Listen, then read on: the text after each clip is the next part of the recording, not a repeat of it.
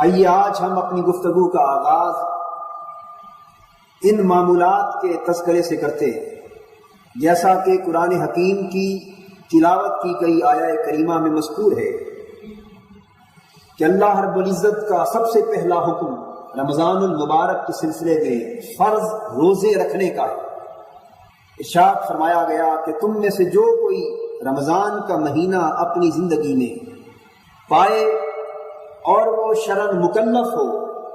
یعنی شرعی احکام کا پابند ہو،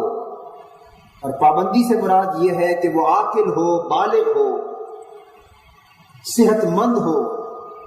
اور وہ مستثنیات، وہ رخصتیں اور وہ اسباب جن کی وجہ سے شرعی احکام میں رخصت، استثناء یعنی ایکسیپشن یا سہولت مل جاتی ہے، ان میں سے کوئی صورت اسے درپیش نہ ہو، تو ایک عام عاقل صحت مند بالغ شخص کے لیے فرض ہے کہ وہ رمضان المبارک کے روزے رکھے۔ اس میں استثناء نہ کسی مرد کا ہے اور نہ کسی عورت کا۔ چنانچہ نبی اکرم صلی اللہ علیہ وسلم نے اللہ رب العزت کے اسی حکم کے ضمن میں ارشاد فرمایا، من صام رمضان ایمانا و احتسابا غفر له ما تقدم من ذنبہ، جس شخص نے رمضان المبارک کا پورا مہینہ روزوں کے ساتھ گزارا اور وہ روزے رسم سمجھ کر نہ رکھے، روزوں کی مردہ لاش کو اپنے کندھوں پہ اٹھا کے نہ پھرتا رہا، بلکہ روزوں کے ان تمام تقاضوں کو پورا کیا جن تقاضوں کی تکمیل سے روزے کا منشا پورا ہو سکتا تھا، ایمان کے تقاضے بھی پورے کیے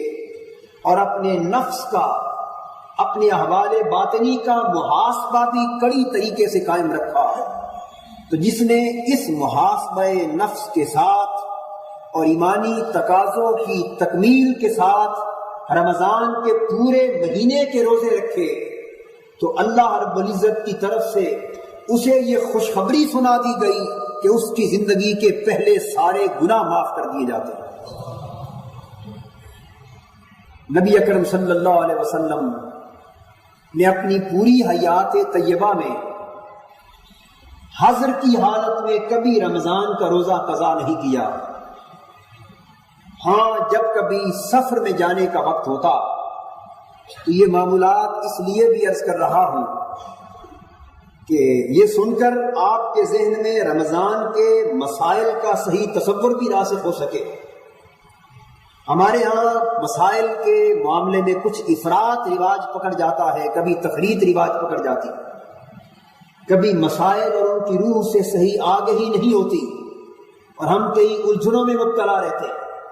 اس کا نتیجہ یہ ہوتا ہے کہ وہ صحیح روح اور صحیح فیوز و برکات اور فوائد و ثمرات جو رمضان المبارک کے معمولات ہوں یا دیگر شرعی احکام کی تعمیل ہو جو میسر آ سکتے ہیں، ہم اس کی حصول سے محروم رہ جاتے ہیں۔ نبی اکرم صلی اللہ علیہ وسلم جب کبھی سفر کی حالت میں ہوتے تو غور سے سن لیجئے، آپ چونکہ رحیم اور شفیق تھے اپنی امت پر، بڑی سے بڑی مشقت بھی حضور کی ذات ستودہ صفات پر گراں نہ تھی۔ وہ بڑی محنت، وہ بڑی تکلیف، بڑی مشقت جو ہمارے لیے ناممکن ہے، حضور کے لیے بڑی آسان، بڑی سہل، بڑی ممکن اور بڑی آسانی سے واقع ہوتی تھی۔ حضور کے لیے اللہ کی عبادت کا کوئی حکم کسی سطح پر بھی مشکل نہ ہو سکتا تھا، اس لیے وہ تو حضور کی زندگی تھی۔ اللہ کی عبادت اور اس کی رضا کے لیے مشقت کرنا وہ تو حضور کی زندگی کا لطف تھا، اسی میں تو حضور کا مزہ تھا، اسی میں تو حضور کی آنکھوں کا سرور تھا۔ باوجود اس کے کہ کوئی مشقت حضور کے لیے گراں نہ تھی، لیکن چونکہ حضور کی ہستی کو اللہ نے انسانیت کے لیے اور اپنی امت کے لیے اعمال کا اسوہ کامل بنا کے بھیجا تھا، نمونہ اتم بنا کے بھیجا تھا، تاکہ حضور کی امت کا نہ صرف طاقتور بلکہ کمزور سے کمزور تر فرد بھی حضور کی سنت سے برابر استفادہ کر سکے۔ کوئی شخص اپنی کمزوری کے باعث بھی یہ دکھ نہ دل میں لا سکے کہ میں کمزور ہوں اس لیے حضور کی سنت پہ عمل نہیں کر سکا۔ کمزوروں،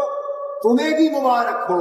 کہ حضور نے تمہارے لیے بھی اپنی سنت کا ایک اسوہ قائم فرما دیا ہے۔ تو حضور جب سفر پہ جاتے تو کبھی روزہ رکھ لیتے اور کبھی افطار فرما دیتے تھے۔ بخاری اور مسلم میں کثرت کے ساتھ احادیث آئی ہے، حضور نے کبھی سفر میں روزہ رکھا اور کبھی سفر میں روزہ نہیں رکھا، اور کبھی مسافروں کے لیے ایک عمل کا اسوہ پیدا کرنے کے لیے ایسا بھی کیا کہ سفر روزے کی حالت میں شروع کیا، لیکن جب دیکھا کہ ساتھی مسافروں کی طبیعت سفر کی شدت کی وجہ سے خراب ہو رہی ہے تو پانی کا پیالہ منگا کر اپنے ہاتھ بلند کر کے بھرے مجمع کو دکھا کے روزہ افطار کر دیا، تاکہ ہر کوئی دیکھ لے کہ نبی اکرم صلی اللہ علیہ وسلم نے روزہ افطار کر لیا ہے، اور وہ یہ سمجھے کہ جب سفر کی شدت کے باعث ہمارے آقا روزے کو افطار کرنا کوئی عیب تصور نہیں کرتے، تو کوئی حضور کا گناہگار یا کمزور امتی سفر کی حالت میں روزہ افطار کر لے گا تو یہ اس کے کھاتے میں گناہ نہ ہوگا، بلکہ اس کا افطار بھی حضور کی سنت کے ضمن میں شامل کیا جائے گا۔ اتنا بڑا کرم ہے حضور کا اپنی امت پر کہ اگر کوئی تکلیف کی وجہ سے، کسی مجبوری کی وجہ سے کسی رخصت پہ عمل کرتا ہے تو وہ رخصت بھی اس کو حضور کی سنت کا ثواب عطا کرتی ہے۔ تو مرض یہ کر رہا تھا کہ حضر کی حالت میں حضور کبھی روزہ ترک نہ فرماتے، سفر کی حالت میں افطار کیا ہوا روزہ حضور قضا فرما لیتے تھے، قضا فرما لیتے تھے۔ اور حکم یہ ہے کہ اگر کسی مجبوری میں رمضان کا کوئی روزہ رہ جائے، قضا ہو جائے یا آپ افطار کر بیٹھے تو اس کے بعد اگلے رمضان سے پہلے پورے 11 مہینے کی مہلت آپ کے پاس ہے، جس وقت آپ کو سہولت ہو آپ قضا کر سکتے ہیں اپنے روزے میں۔ ہاں، اگلا رمضان داخل نہ ہونے پائے کہ پھر اگلا فرض شروع ہو جائے۔ حضرت عائشہ صدیقہ رضی اللہ تعالیٰ عنہ فرماتی، خواتین کے لیے بڑی پتے کی بات ہے، فرماتی ہے کہ رمضان میں جو روزے میرے ذمے رہ جاتے تھے، عورتوں کو حکم ہے کہ وہ خصوصی دنوں میں رمضان المبارک کے روزے نہ رکھے، ان دنوں میں نمازیں بھی نہ پڑھنے کا حکم ہے اور روزے بھی نہ رکھنے کا حکم ہے، لیکن نمازیں رہ جائیں تو ان کی قضا نہیں ہوتی، روزے رہ جائیں تو ان کی قضا ادا کرنی پڑتی۔ یاد رکھ لیجئے یہ بات، خواتین کے اگر روزے خصوصی دنوں کے باعث رمضان المبارک کے رہ جائیں تو ان روزوں کی قضا لازم ہے، نمازیں جو رہ جاتی ہیں ان کی قضا لازم نہیں ہے۔ اس فرق اور امتیاز میں بھی حضور کی امت پر رحمت اور شفقت کا ہی پہلو پیش نظر رکھا گیا ہے، اس لیے کہ نماز ہر دن میں 5 وقت کی فرض ہے، اور اگر 5، 6 یا 7 دنوں کی نمازیں قضا ہو جائیں تو یہ 35 نمازیں قضا ہو جاتی، اور 35 نمازوں کی قضا کرنا اور 7 وقت کی نمازیں ادا بھی کرتے چلے جانا یہ قدرے بوجھ کی بات ہے، لیکن 5-7 روزے رہ جائیں تو پورے سال میں ان 7 روزوں کو قضا کر لینا کسی بوجھ کی بات نہیں ہے۔ اس لیے جس امر میں کم تکلیف تھی اس کی قضا لازم کر دی، جس میں تکلیف کا عنصر زیادہ تھا اس کی قضا کو معاف کر دی۔ حضرت عائشہ صدیقہ رضی اللہ تعالیٰ عنہ فرماتی، اللہ اکبر، کہ رمضان کے جو روزے قضا ہو جاتے میں اگلے رمضان سے پہلے شعبان تک پورے 10 مہینے ان روزوں کی قضا نہ کرتی،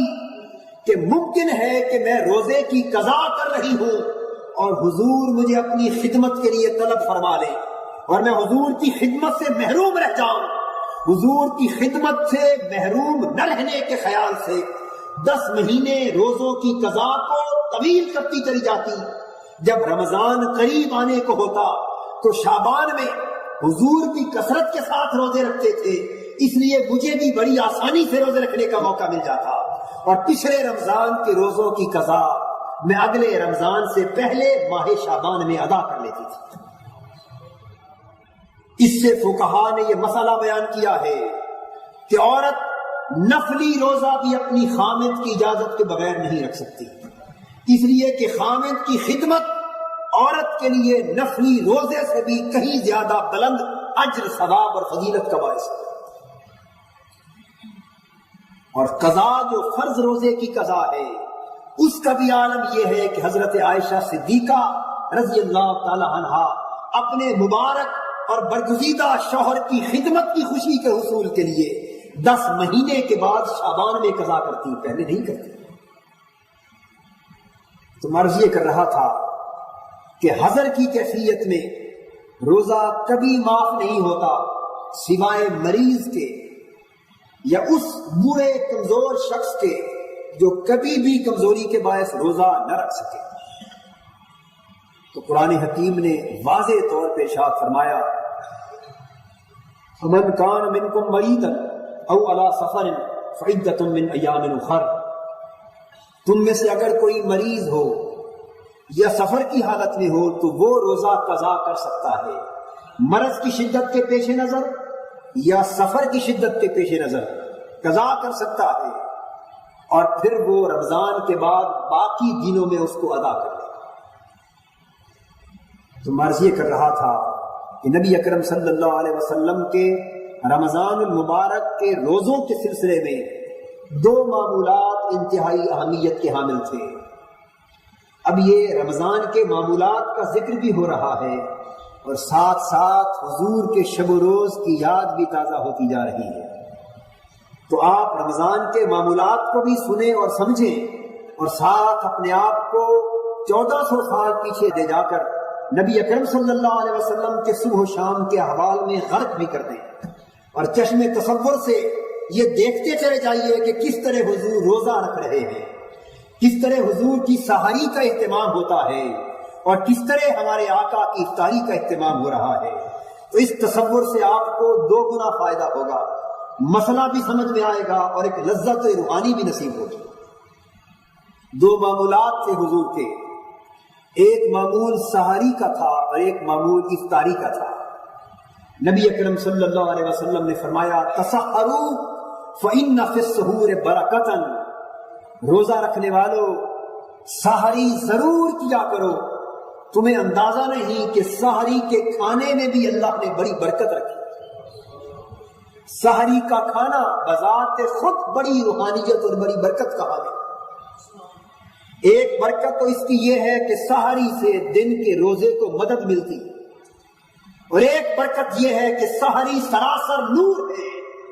سحری کھانے سے قلب و باطن کی ظلمتیں دور ہوتی اور انسان کے اندر کو روحانیت کا اجالا نصیب ہوتا۔ نبی اکرم صلی اللہ علیہ وسلم نے فرمایا کہ خواہ پانی کا ایک گھونٹ ہی پینے کا موقع کیوں نہ ملے، قلیل سے قلیل وقت ہی کیوں نہ ملے، سحری کھایا ضرور کرو، اس لیے کہ یہ حضور کی سنت ہے اور یہودیوں کی مخالفت ہے۔ حضور نے یہ بھی فرمایا